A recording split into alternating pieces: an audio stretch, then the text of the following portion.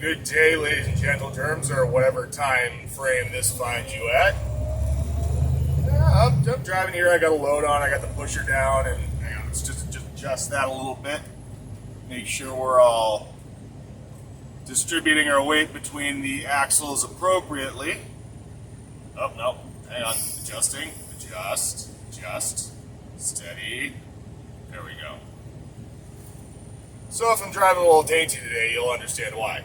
I dead reckon the truck's probably about 60,000 pounds gross right now. 60 to 67. I'll give myself a 7,000 pound margin of error there. Because that's dead reckoning. You can only friggin' guess. You can only go by feel. So, yeah, if you don't have a scale, well, figure it out. So I want to talk about something today, something that wasn't politics and not really trucking related, but I'm going to tell a war story. A war story. I'm making quotes with my fingers because, well, the old saying goes, war never changes. Well, it kind of changes a lot. It just continues to exist.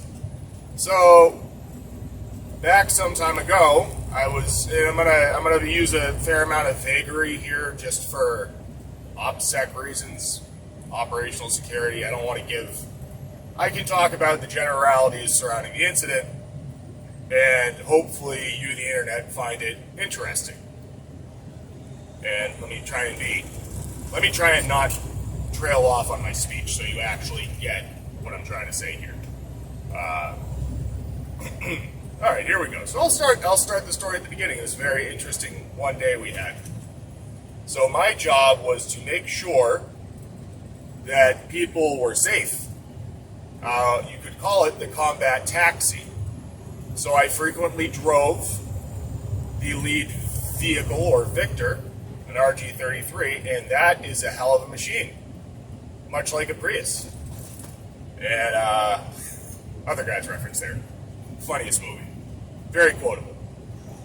So RG-33s were just freaking awesome. It's a big hunk of metal. I forget what the plate said on it, but they're somewhere between 16. I think they're like 16,000 pounds on four wheels, which is quite a bit of weight. They're basically heavy equipment tires. We didn't have the auto refillers on them. We had kind of the base models, not so many of the bells and whistles. But it was a freaking great up-armored MRAP. You know, it had enough balls to climb a hill. It struggled once you get to altitude and you haven't changed this air filter in however long. It struggled for air to keep that engine running. But it made it. And it could take a hit, and I really like those trucks. But I'm not talking about those trucks today. I'm talking about one day that we went on a dismounted mission close to our fob of origin. We went to an agricultural compound, and we decided to walk because, well, we had a gentleman with us that served at the behest of our government and seemed to exist. Yes, he existed. He didn't seem to do a lot of good for the people of Afghanistan. Maybe he tried, maybe he was incompetent, maybe he was lazy. Just the general vibe I got, this guy's just here to collect a paycheck. So we decided he was a little rotund, and, well, we were going to take him for a walk because he needed a walk. He needed to stretch his legs, get some exercise, get some sun. So we walked about, I'd say, 3 miles down the road to where we were going. And we get there and we're all pulling security. We're doing what we do, make sure everyone's safe and can conduct business. Business. Makes the world go round. So, you know, all this stuff it's in the best interest of this mountainous country that has no exportable good besides, well, poppy plants and their byproducts that make you feel good and ruin your life. So, that's just what the country is. It sinks. Can't grow much. You just have sheep. It's subsistence living. It's basically like feudalism, I guess. I don't know. A lot of corruption over there, too. So we get there, we're doing our thing, and the dog came along with us. We had a dog named Brewer, Bunker Brew, for a guy that really liked coffee. He found the dog, took him in, we had a couple pups. And sad ending to that story. We don't know where the dogs went, so unfortunately. So we're pretty chill at this point. We're pretty chill. We're feeling comfy. I got my freaking Kevlar off, which you shouldn't do, but it's important to the story, so I'll mention it. I got the dog sitting next to me on the point where I'm pulling security, and we get the 2-minute warning, so we start pulling back up, reconnoiter, collapsing on each other, get ready to go for the walk back. And I have an optic on my weapon. It was a Leatherwood CMR scope. Nice little optic and pretty affordable. You know, because if they're not going to give me an optic, I need to be able to see things at a reasonable distance without trying to pull out binoculars. And you know what? It helped us out this day.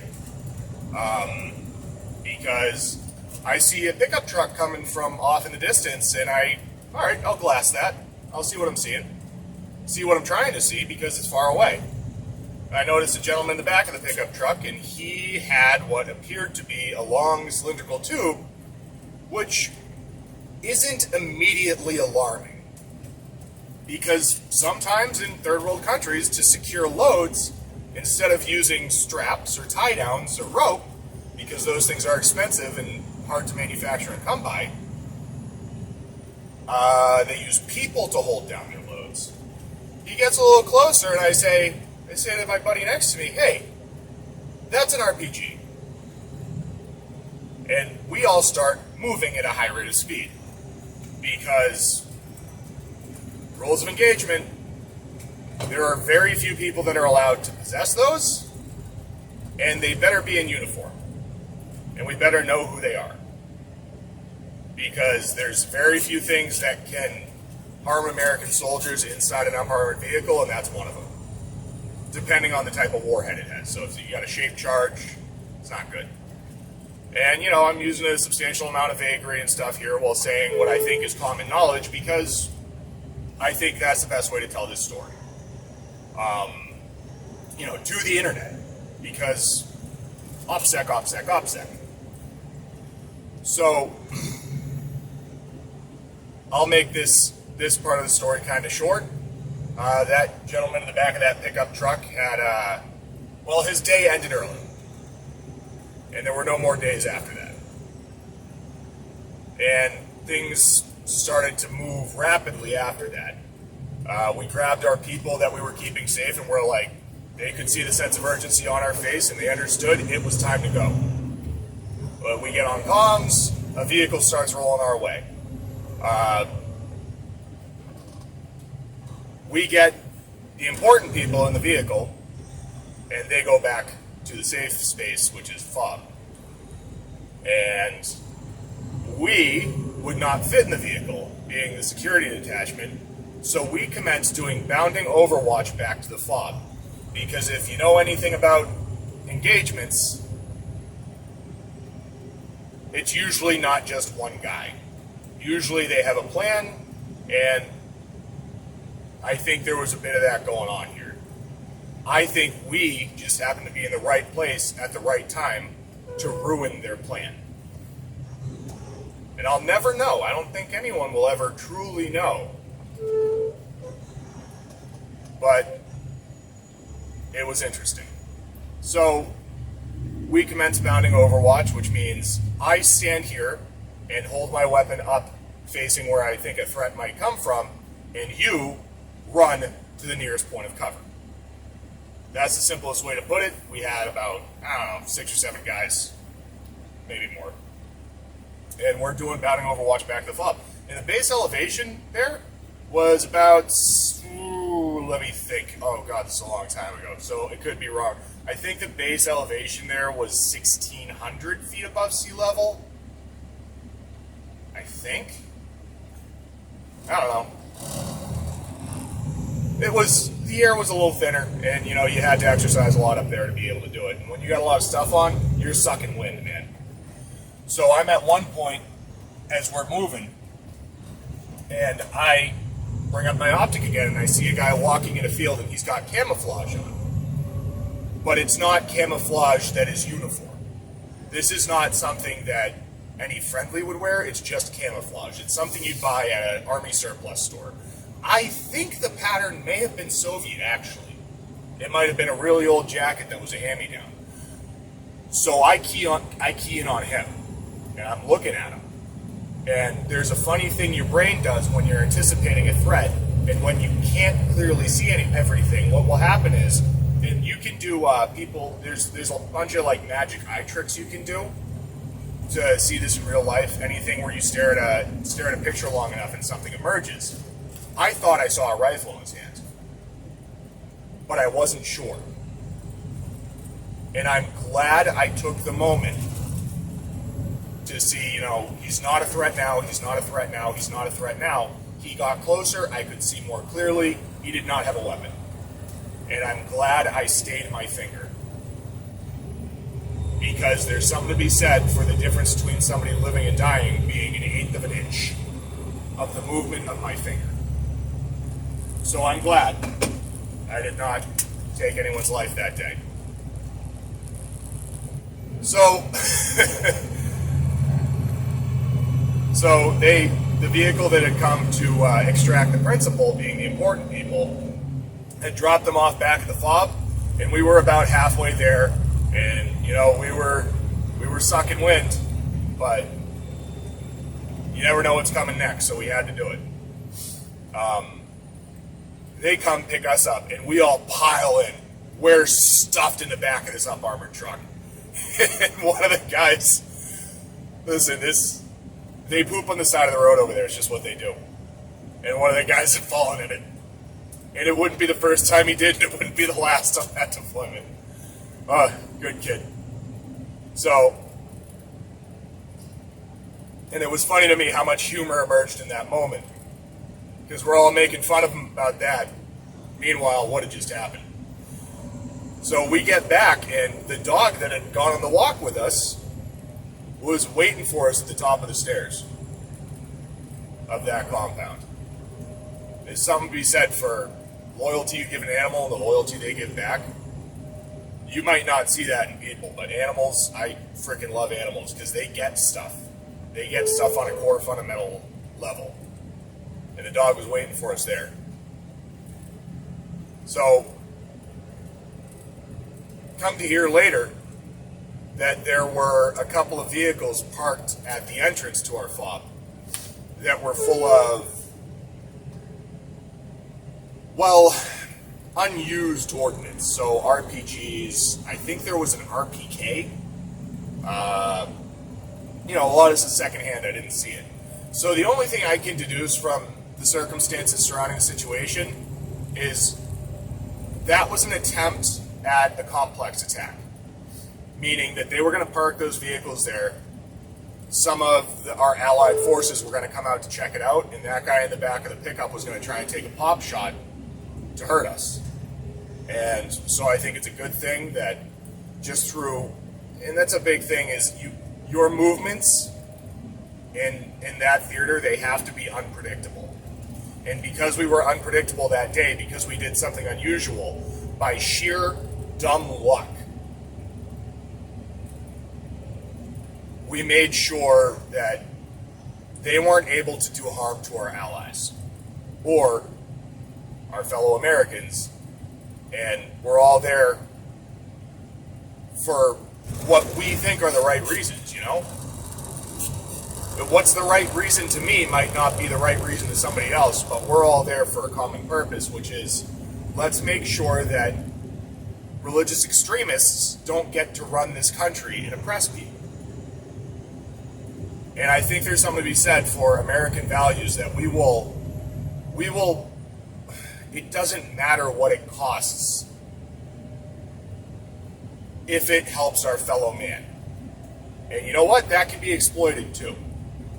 So that's not here nor there. But that's what I think happened that day. And that's just my perspective.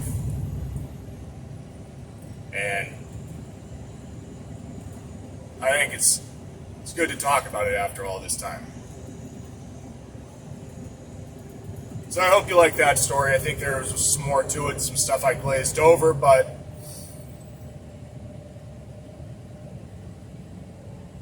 it's a day that sticks out in my mind. You know, I keep having to do these addendums because I keep trying to get everything I'm thinking out in one take, and I always forget something.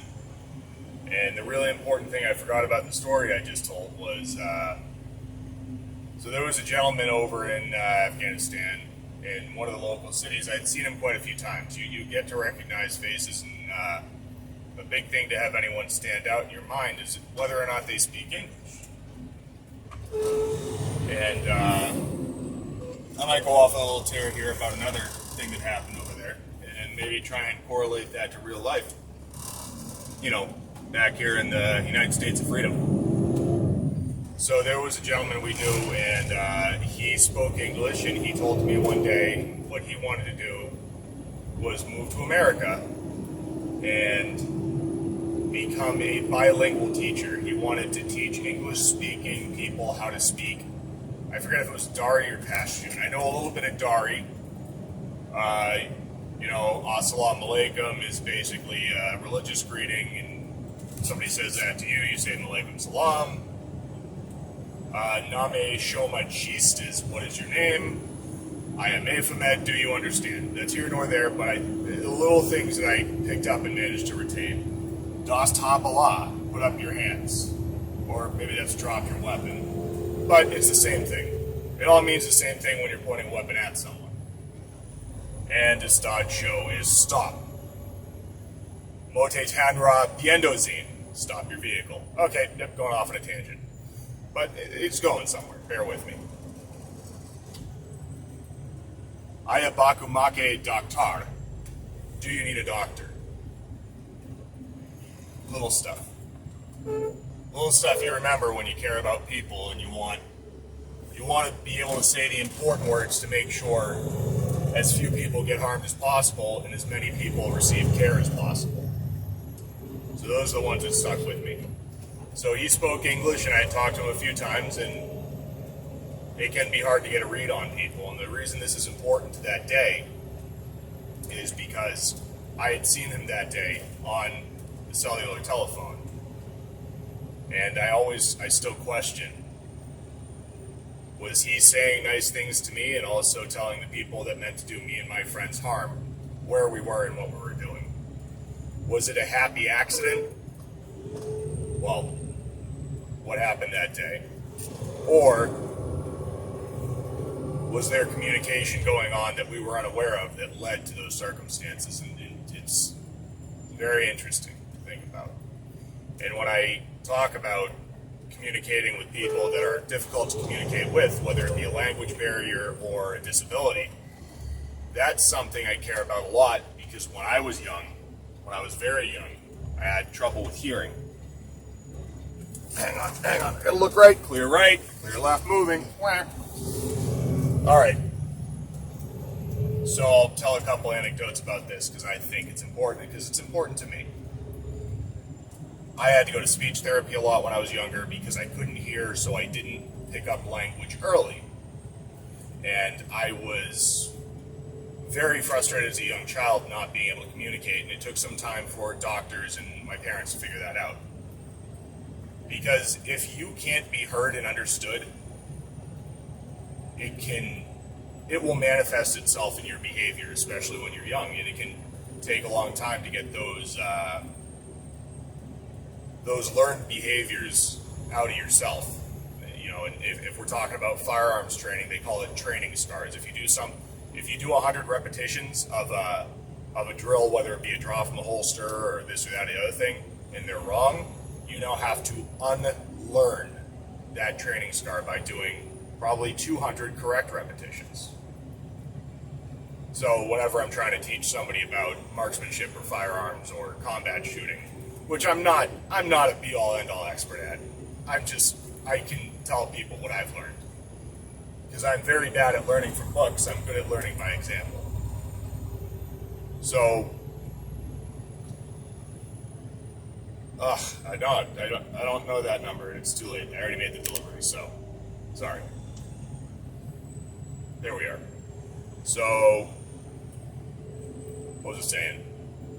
So I worked at Home Depot back in the day, and there was a lady that came in, and I believe she was blind, deaf, and mute, and she had a one-on-one worker, and she had a set of keys attached to a chain, and what happened was she would frequently get a key stuck in the chain, and that was very difficult and frustrating for her, that she would attach the chain to herself so that she wouldn't lose her keys, so she'd be able to get into her apartment.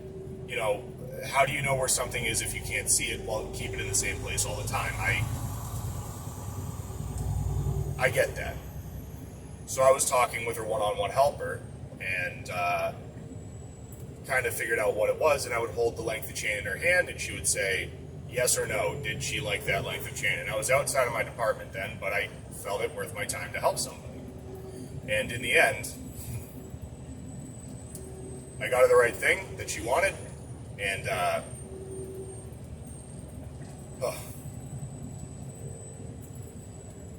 her one-on-one worker signed on her hand and described to me what I looked like. And I had the beard at the time when I was young.